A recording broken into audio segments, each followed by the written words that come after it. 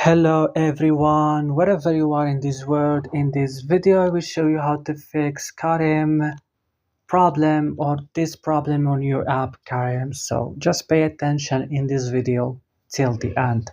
So the first step, you should open the settings of your device. Click right now at apps option and search for Careem and click. So here guys, you will see this list.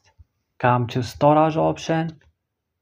So click here on clear cache and back. Click also here on force stop.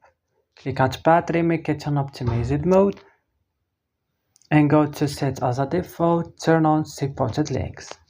Now turn on your airplane mode, turn off it and go to Play Store, update your Careem, restart your device and that's it. Don't forget to like and subscribe and bye.